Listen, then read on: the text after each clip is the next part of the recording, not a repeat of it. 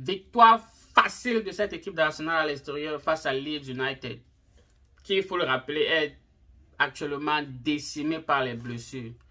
Quasiment, c'est l'équipe première de Leeds United qui est décimée par les blessures.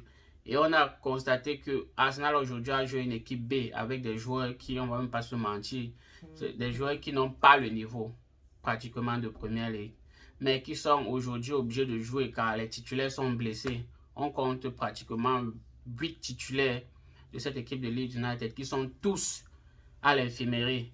Et ce qui ne fait pas les affaires de Marcelo Bielsa, qui doit bricoler avec ce qu'il a, il faut qu'on le dise.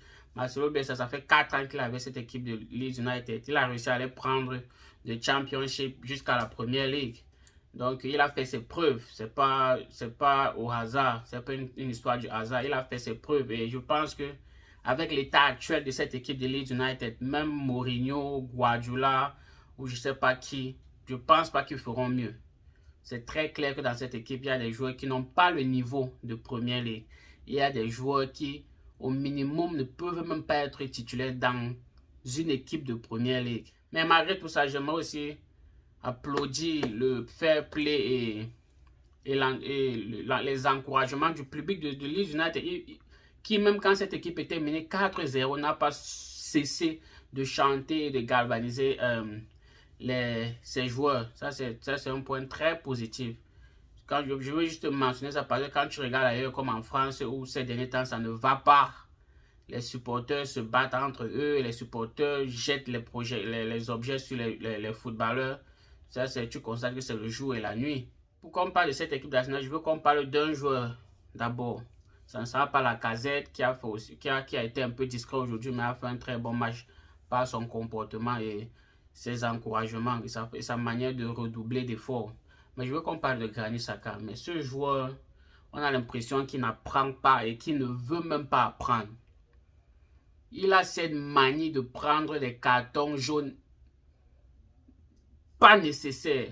Aujourd'hui, un autre arbitre aurait dû lui mettre un carton rouge sur cette intervention, je ne peux même pas appeler cette intervention, sur cette agression sur Rafinha sur le côté. Agression pas nécessaire. Rafinha est loin de ton goal. Il est carrément au milieu du terrain. Pourquoi tu dois l'agresser de cette façon? On a vu des joueurs comme Pogba qui ont fait le même geste et derrière ont eu le carton rouge. On a l'impression que ton goal à chaque match, c'est de prendre au moins un carton jaune. Si tu ne prends pas un carton jaune, c'est que tu n'es pas, c'est qu'il y a quelque chose qui ne va pas. Il faut que tu aies ton nom dans le carnet des arbitres. Ça, pour toi, ce sera un match accompli.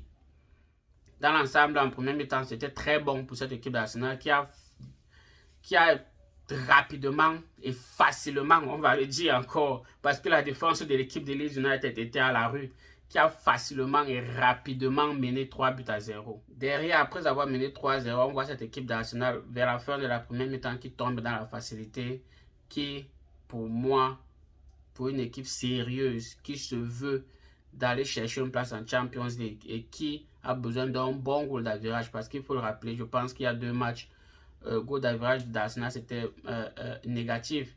Donc actuellement, Arsenal c'est une équipe qui a besoin de marquer beaucoup de buts pour avoir un goal d'average positif. Un match comme celui d'aujourd'hui, Arsenal aurait dû, et il y avait l'espace pour marquer 7 buts comme Manchester City l'a fait la semaine passée.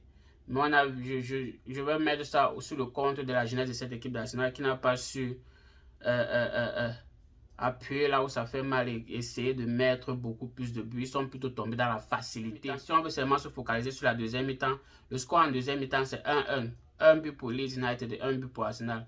En deuxième mi-temps, on a revu les vieux démons de cette équipe d'Arsenal qui a décidé de se replier et laisser l'espace à cette équipe de Leeds United qui a réussi maintenant à construire du derrière, à évoluer progressivement dans le camp de l'équipe d'Arsenal. Ce qui derrière cause le penalty sur un tacle, encore une fois, pas nécessaire de Ben White.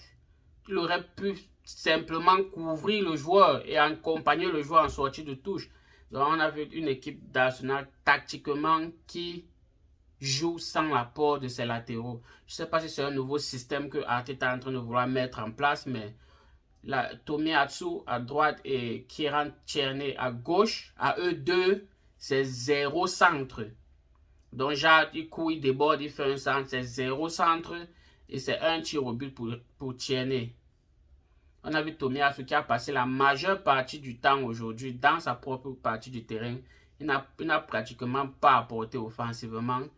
De l'autre côté, Kieran Tierney a des fois, quelquefois, s'est projeté vers l'avant pour essayer d'apporter le surnom. Mais à part ça, globalement, d'un vue de point global, ces deux latéraux d'Arsenal ont beaucoup plus passé le temps dans leur propre partie du stade. Très bon match aussi de Martinelli qui a doublé aujourd'hui. Très bon match de Saka qui, quand il réussit à avoir confiance à lui, a cette facilité de dribbler son vis-à-vis et d'être dangereux. Donc, en ensemble, très bon match d'Arsenal. En même temps, Leeds United a aussi été mauvais. Donc, on va utiliser ce match comme référence pour faire des projections dans le futur. C'était tout pour aujourd'hui. Si tu as aimé, like, partage et abonne-toi. D'ici là, on se capte.